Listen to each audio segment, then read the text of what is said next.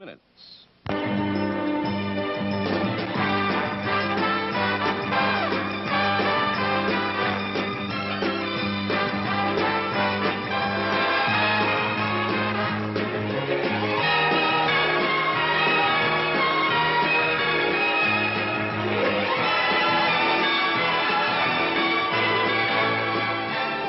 It's refreshment time, folks. Taste that beats the others cold. Pepsi pours it on. Taste that beats the others cold. Pepsi pours it on. Yum, yum. It's a meal in itself. Our all-meat super dog. Enjoy one now. Show starts in 6 minutes.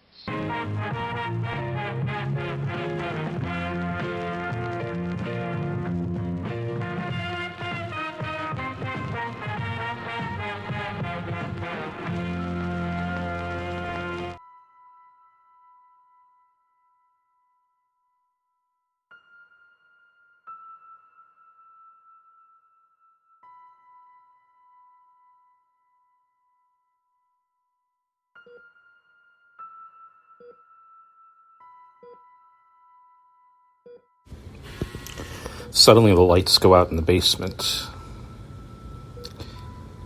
He looks at the picture again of the family to find that it's empty. No, not a soul in the photo. Just a single chair. Trapper is patrolling and sees a hanging ghost phantom on a pillar. Out of his scope. He swings by immediately to get a second look at it. And it's gone. The next day, the crew convenes in the kitchen. Eugene says, "So anyone want to talk about last night?" They're eating their breakfast in the kitchen, and complete silence after that, rattled. From there, the platoon starts to discuss why the previous platoon was in a hurry to leave, and how they were spooked.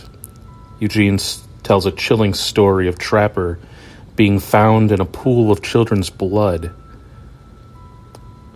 the German child's blood, playing cat's cradle with imaginary people, and says to Eugene, "Your move."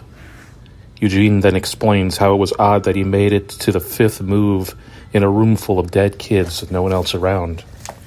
This is a really chilling, nice exposition piece I thought that they did for Trapper's character. And that's also story comes into play at the end of the film. There's a few things of these Easter eggs that are really nice. You'll see when you're on a rewatch, they come to play at the end of the film as well.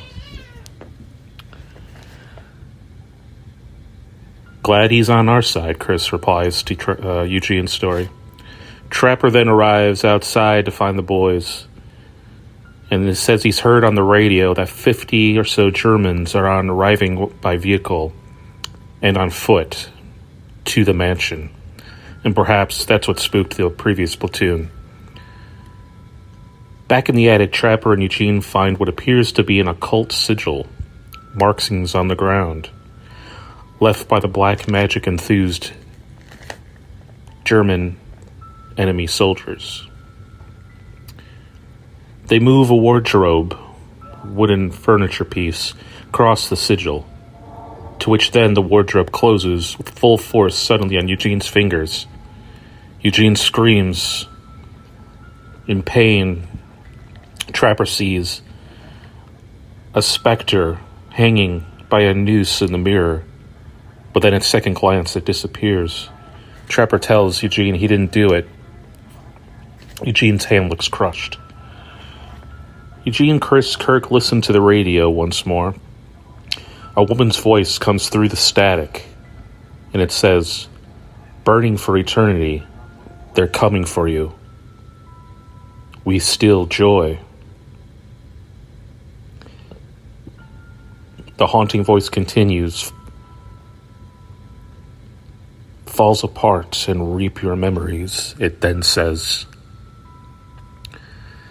At this point, the platoon begins to get unhinged with all of this madness, saying the last crew left because the place is haunted. To which one of the crew members says, "Are we really having this conversation right now about the haunting in the mansion?" Kirk wants everyone to leave before the German soldiers arrive. Suddenly, more Morse code is heard by the fireplace.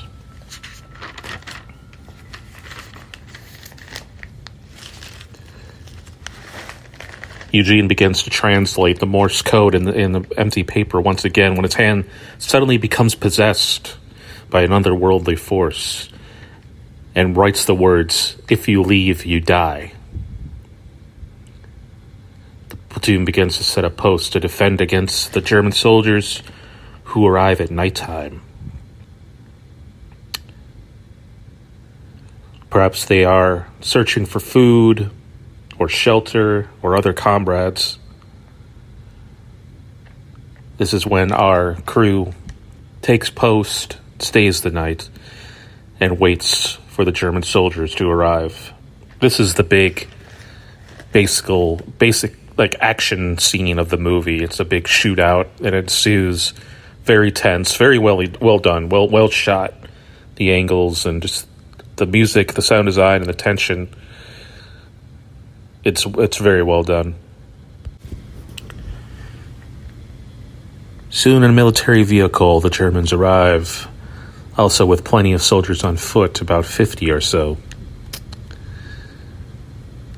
They make their way up to the mansion where our crew is hiding behind tables.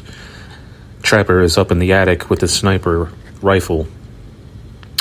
The Germans begin to look through the windows and see that there's really nothing inside, and begin to disperse back to their vehicle and post. When suddenly out of nowhere in the attic, a spectral force, a disembodied sound creates loud banging noises in the attic. The Germans hear this and begin to bust into the mansion, and the shootout begins. Trapper shoots from the attic. The Germans throw a grenade into the foyer where the rest of the crew are held up. It explodes. Butchie is severely injured. You can see he's missing limbs. It is a gruesome sight.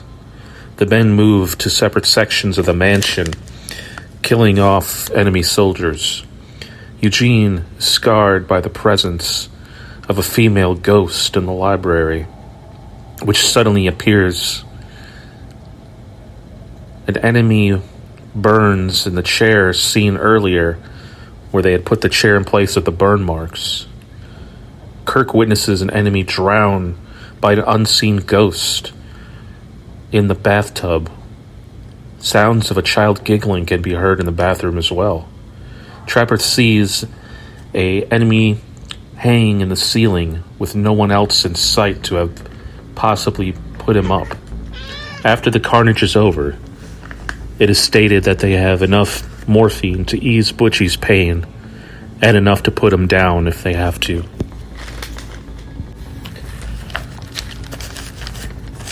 In the aftermath of the carnage, they move the bodies outside to the truck in which the enemy arrived in.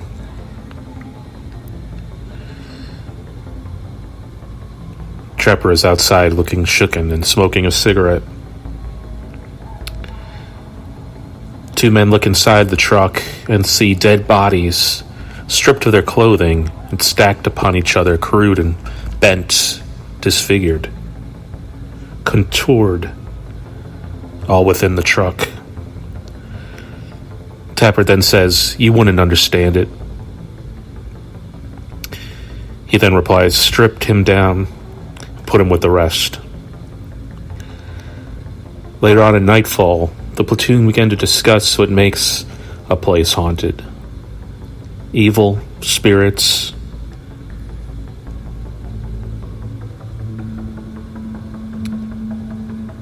the searing and haunting of energy in a place, tragedy. Does that mean specific people have ghosts that are somehow anchored to the places they died? Or is it the places where evils occur that makes the portal to demonic forces?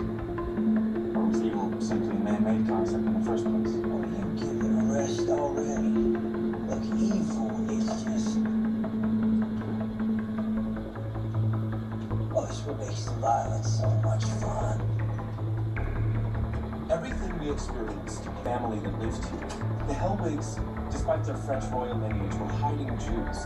So the house guards smashed the doors down, and the children ran and hid. But Mr. Hellwig was found right here in the library. So they hid into a chair. Mrs. Hellwig was hiding in the kitchen pantry. So they dragged her upstairs, where they found her son hiding in the armoire in the attic. They drowned her boy in the upstairs bathtub and forced her to watch at gunpoint. They found the daughter hiding in the servants' quarters, Christine. So they dragged her upstairs to the attic and hanged her from the rafters. They carried the screaming mom down to the library where they had soaked her husband in kerosene, laughing as they set him on fire. They tossed their bodies in a heap. No funerals, no headstones. Is that why they're, Still here? Eugene states that they are experienced with the ghost phenomenon, what the German soldiers did to the family who lived in the house previously. Hence the drowning in the bathtub, the hanging soldier, the burning soldier in the chair. According to the journal, is exactly what the German soldiers did to the family who lived in the mansion.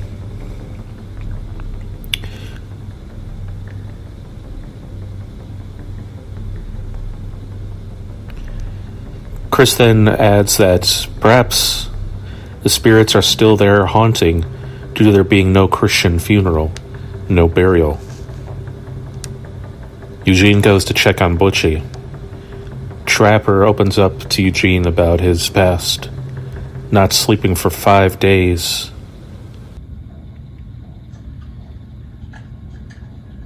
That's Normandy I've seen and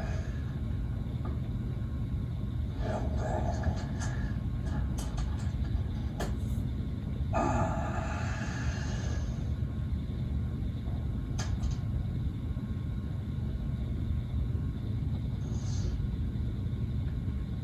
I can tell you how I didn't sleep for 5 days when the monsters still come.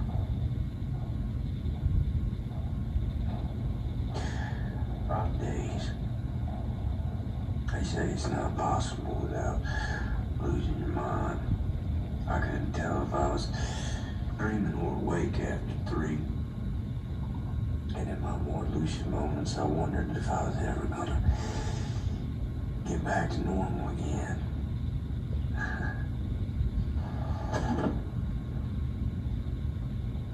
What I did to those Henry kids was a fucking nightmare. A nightmare I got to control. I wanted to kill the eggs before they hatched. I was like floating above my body, looking down on myself when I cut that little blonde boy's head off. It was like I wasn't doing it at all. But I remember just watching myself sitting there when that body just got up off the ground. Total insanity. Fever dream.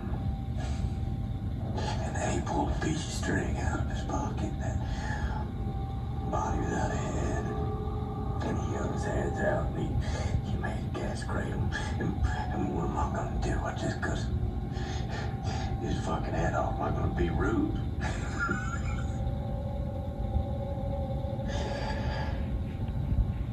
So I played with him for a while.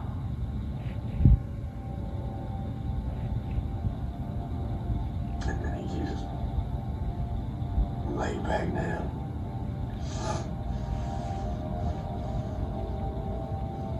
I'm pretty sure it was a dream. I was just too scared to move. So I sat there holding that cat's cradle for hours until you came and you found me with the bodies.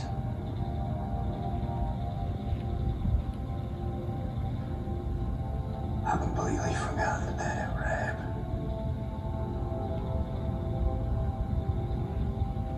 Yesterday I reminded him, yeah.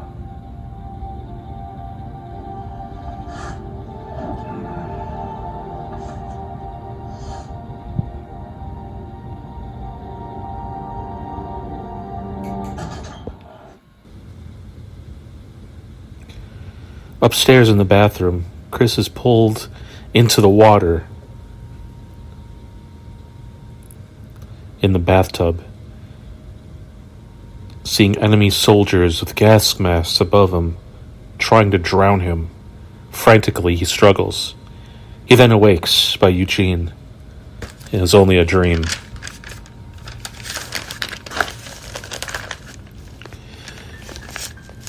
The crew wants to leave the house, even if it risks being court-martialed. Tappert explains that they can't take the truck because its tires are slashed. Eugene reads to an unconscious Butchie from his book of the science fiction. And it reads, "So, reincarnation for Martians means that your deeds from the previous life carry over into the next." This passage and the book that Eugene is reading in this movie does come into play at the end of the film. So remember these passages. Back in the basement, Chris finds a German journal from a soldier. He opens it up to see the pages are blank. It's the same journal that Eugene has been reading from them. Puzzled, Chris confronts Eugene about this when they are interrupted by a now conscious Butchie sitting up on the dining room couch repeating, "This isn't real. This isn't real. This wasn't real. It was us."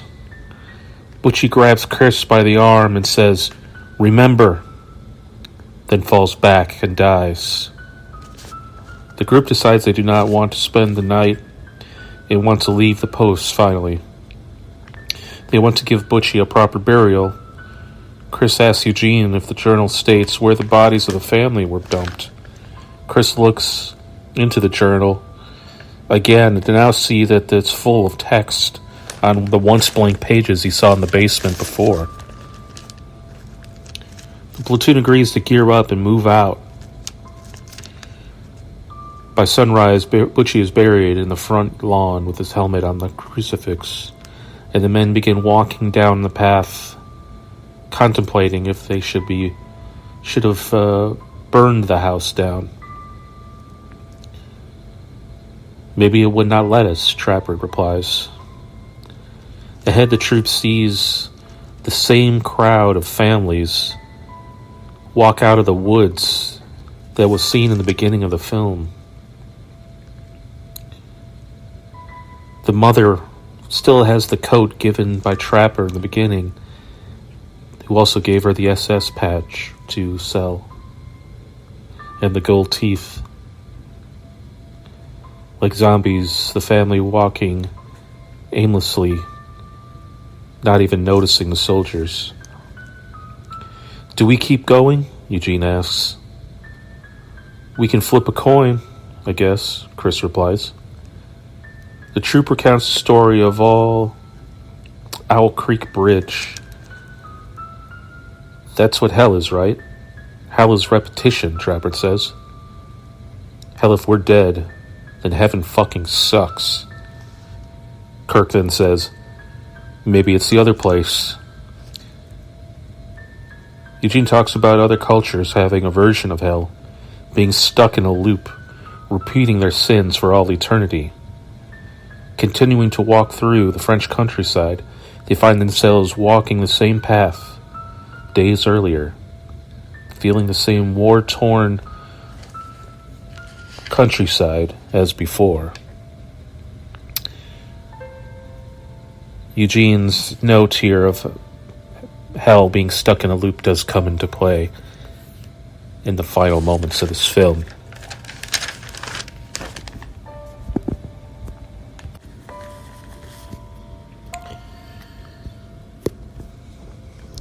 They march forward straight ahead.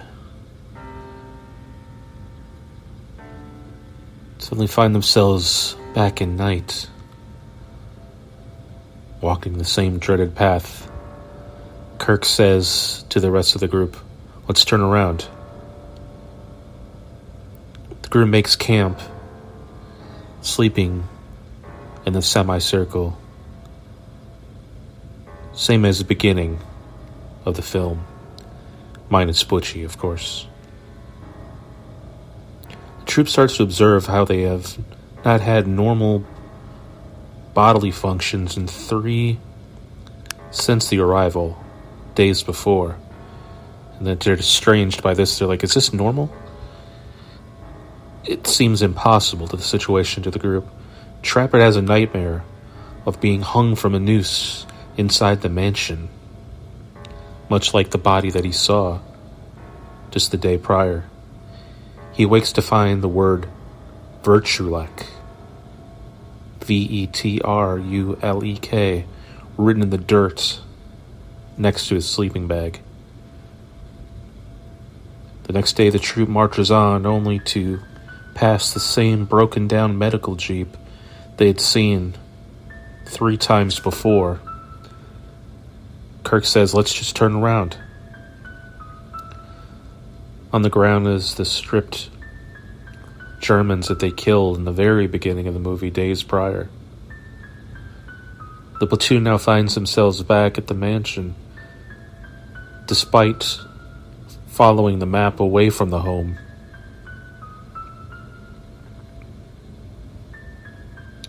It won't let us leave, Trapper sighs.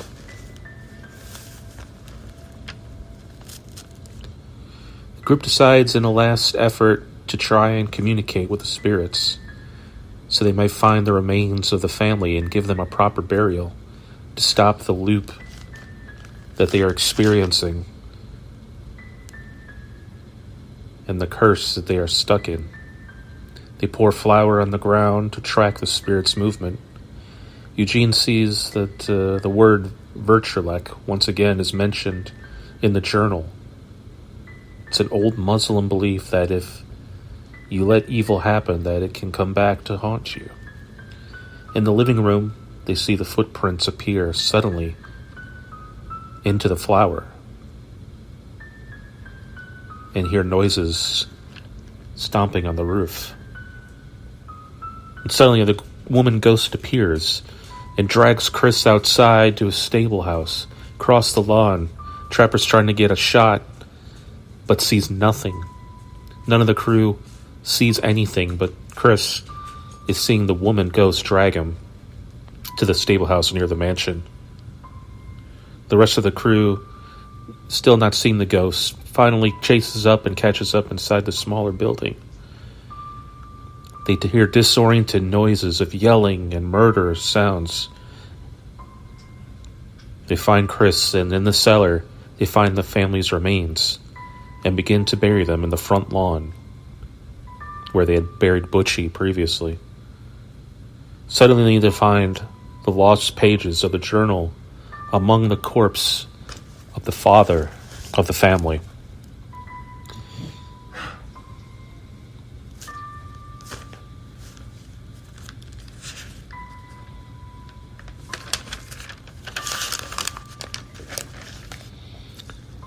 Back inside the mansion, Tappert is in the bathroom and shuts off the bathtub's faucet, with the bathtub full of water once again. He is then accosted by the mother ghost. She appears suddenly and attacks. Outside, Eugene reads the newfound page. And he says, "This does not make sense. The family, the Hellwigs, were not French, they were Afghans, hiding Jewish people in the home away from the German soldiers for years. Now that the family of the Hellwigs is buried in soil, Kirk asks Eugene how he can read Arabic. Eugene keeps reading the page, and it says, just before she died, Miss Hellwig recites the Vertrulek curse against the men who just stood by and watched. Kirk then prays for the buried family. The three soldiers go back inside and open up a locked trunk that they found in the den and they could not get into earlier. They open it to find it's full of boxes of cigars. Eugene explains that the Dieter, the author of the journal, mentioned something about a trunk. The enemy soldiers opened it, then the entry stopped. Eugene looks at the journal again to find the words appear different now.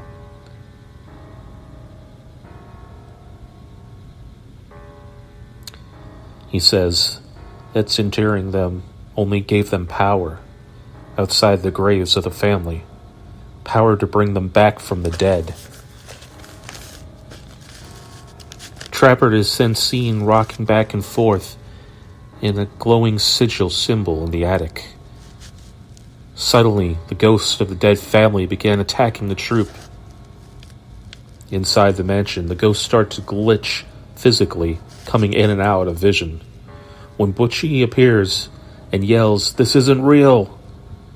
it appears his glitched spirit is yelling at the troop once more. Miss Hellwig holds Chris to a mirror and says, "Remember." And suddenly Chris awakes in a hospital. We are greeted by a doctor standing over him, played by Billy Zane, and two nurses.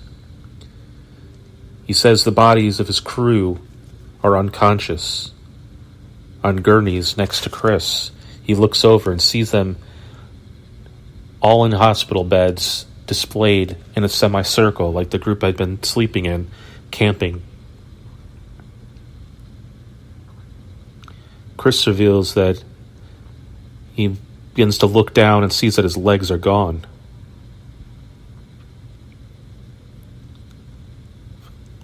Much like the Morse code seen earlier in the film that said, "My legs are gone," read by Eugene.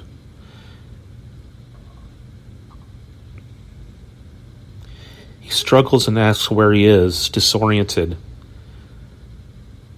Dr. Billy Zane asks, "Do you remember your last day in Afghanistan?" Suddenly Chris is hit with many flashbacks of him in the same platoon, but they're in Afghanistan, modern day.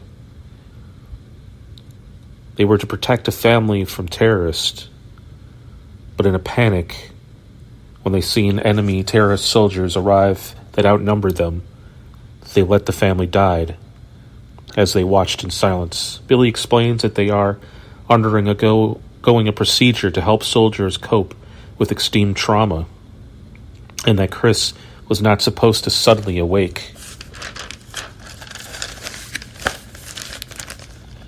The deaths of the family matched that of the Hellwigs of the WWII simulation. While the men were outnumbered, they reluctantly watched, hidden in the walls, as the family was murdered, the leader of the ISIS group smoking a cigar. Much like the cigar seen silhouettes in the beginning of the film that Chris observed outside in the tree. Staying silent as the commander of the group makes it outside just before the home explodes. The mother rushes out on fire, speaking the virtue-like curse upon the platoon.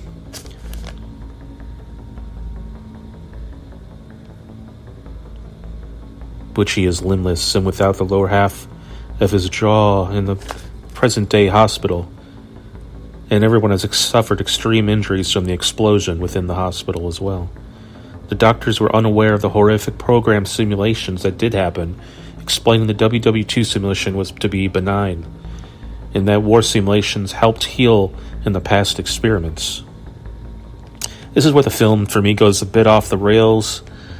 As we see on a monitor, that the doctors can see the displays of what's going on in the shared group simulation, the coma simulation that's going on. It's like this really bad CGI of the Hellwig mother suddenly appears, trying to cross over into reality. And I like this twist. I like this twist a lot, that they're in a hospital and that they're limbless, and that ties into the Morse code. We find out that the Morse code is actually Chris tapping on the side of his hospital bed on the metal, and that's how Eugene is able to pick up that says "I have no limbs." And I like that part of the twist, but just the bad CGI kind of takes me out of the immersion for a little bit. But I love that story. I love that twist. It's just kind of like, if they can see like these ghosts and the monster appear now, how did they not see it when the crew was going through all this horrific shit earlier? But as Chris would say, did you design it to be a fucking horror movie? I mean, that's kind of like exactly what's going through my head when he's asking Billy Zane.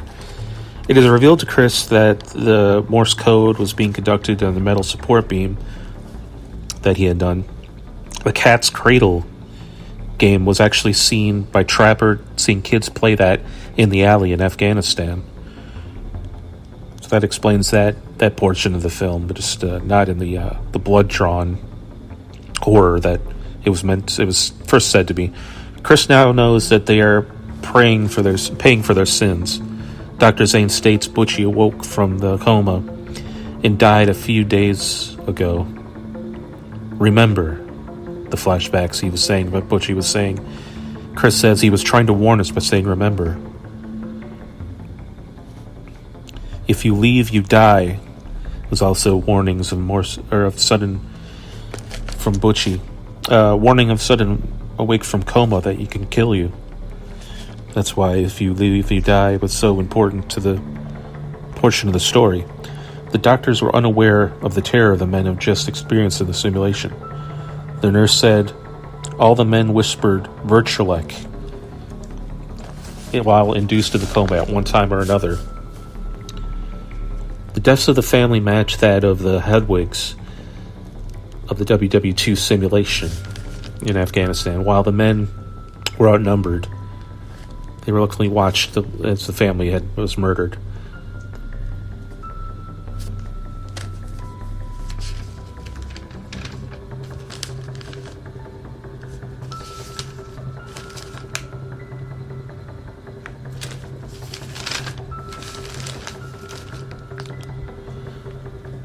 Suddenly the lights flicker, and the hospital room shakes. All around, noises can be heard. The ghosts of the Hellwigs are seen in the monitor. We brought them to life. We gave them power, Chris explains to the nurse. Chris begs to be put back under so he can enter the simulation to tell the rest of the group they must remember and pay for their sins before it's too late to end this curse. The countdown begins for the nurse and says to Chris, when you return, your memory will be wiped. Chris awakens next to the platoon in the same semicircle as the beginning of the movie, sleeping in the night as the hospital beds are set, and once again sees the man in the shadows light a cigar with no memory of what happened before. What do you want? Chris asks the man smoking the cigar. And we fade to back, roll credits.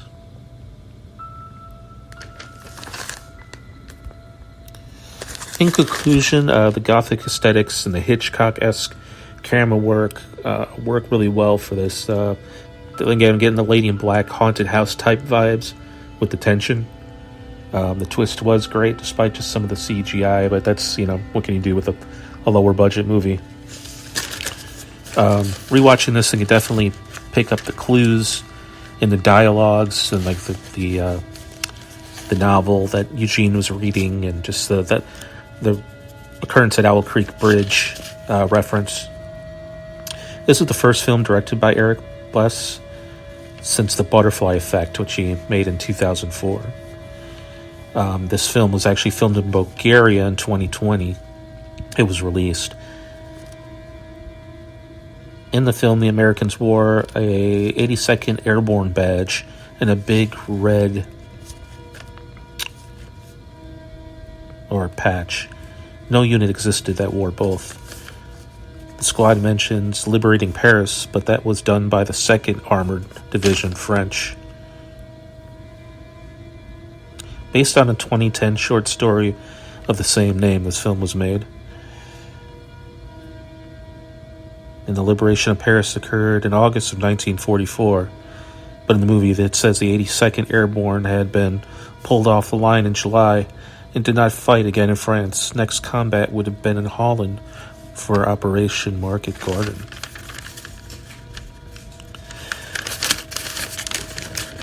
Although I really encourage everyone to check out this film for yourself and get the full experience. It was a pleasure reviewing this film and just seeing the analysis, coming to the conclusion of a curse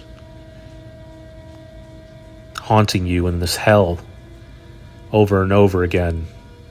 Whether in simulation or in real life, it'll come back to get you for the sins of your past. Thought it was a really good take, just an interesting take on a war haunted house type movie that had a different ending. I went in blind and was pleasantly surprised. So thank you very much for joining me on the special episode of the Wicked Webs We Weave podcast, Film Review. If you'd like to see more film reviews, please let me know in the comments. Hit a like, subscribe, and share the video. And as always, warm yourself next to the proverbial fire. Sit back in the darkness, my friends, and until next time, au revoir.